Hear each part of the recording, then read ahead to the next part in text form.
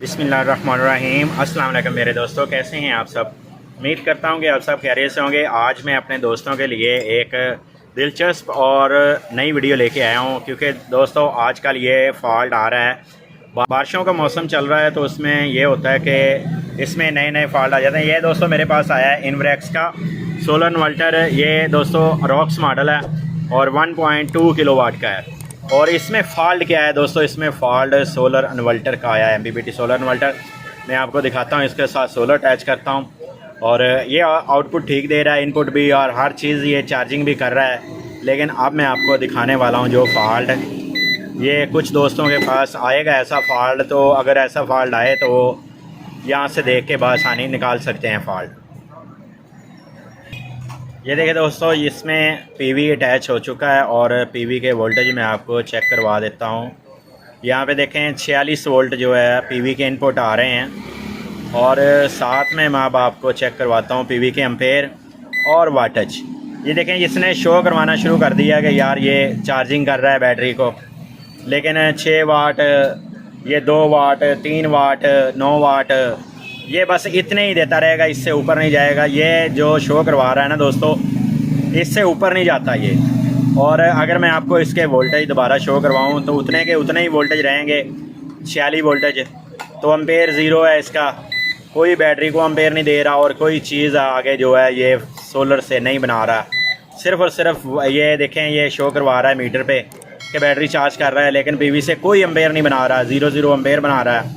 और solar panel लगे हुए हैं ऊपर, लेकिन ये सोलर पैनल काम नहीं कर रहा। सोलर कंट्रोलर जो इसका एमपीपीटी कंट्रोलर है वो काम नहीं कर रहा। आज हम अपने दोस्तों के साथ इसका कंट्रोलर जो एमपीपीटी कंट्रोलर है, इसका चार्ज कंट्रोलर, उसकी वीडियो शेयर कर रहे हैं अपने दोस्तों के साथ। अगर ऐसी किसी के पास, किसी दोस्त के पास फॉल्ट आ जाए तो आपने इसे कैसे चेक करना और कैसे इसे आपने इसका कैसे सलूशन निकालना है। ये इसमें ये क्या मसला आ गया जिसकी वजह से ये वाटेज और एम्पेयर नहीं शो करवा रहा है सोलर पैनल से। सोलर पैनल ठीक हैं, जो ठीक हैं, करंट नीचे ठीक आ रहा है। ये देखें, मैं आपको दोबारा शो करवा देता हूँ सोलर पैनल का करंट, ठीक है। ये 46.6 वोल्ट जो है ये सोलर पैनल के आ रहे हैं, ठीक है।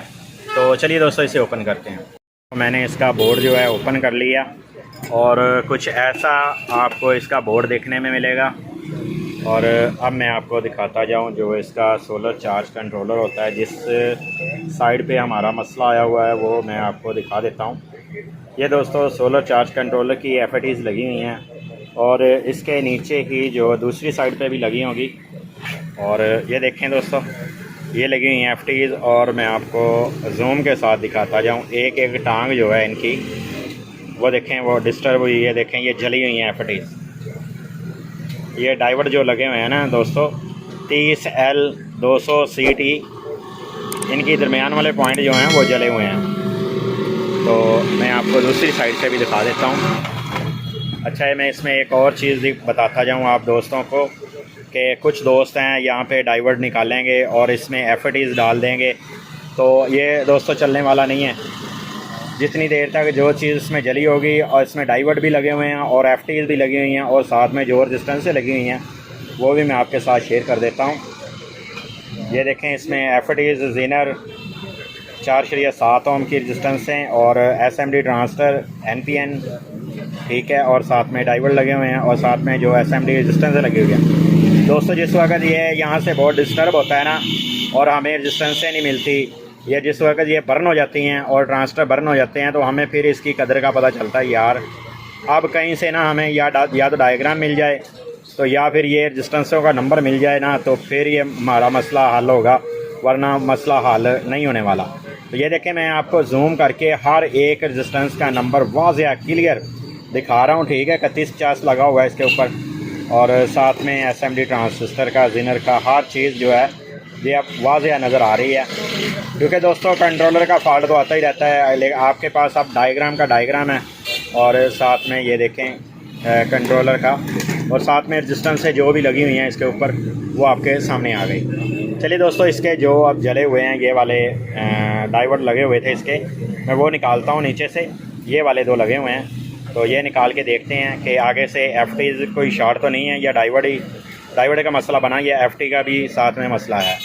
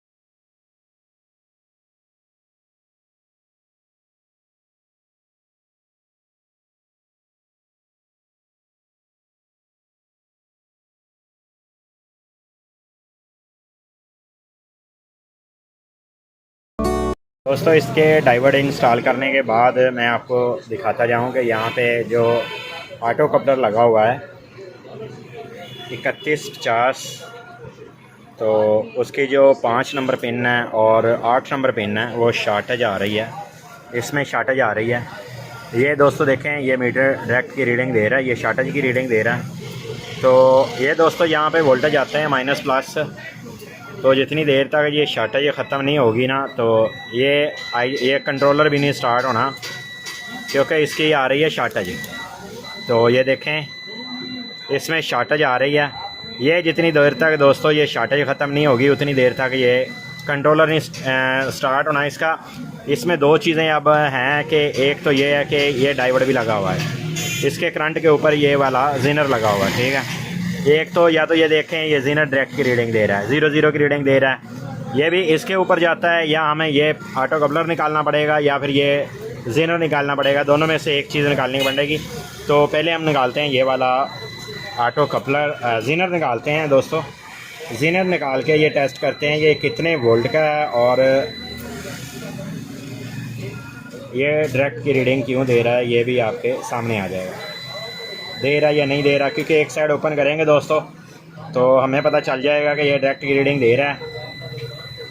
हाँ ये देखें दोस्तों, ये जीनर जो है ये डायरेक्ट की रीडिंग दे रहा है।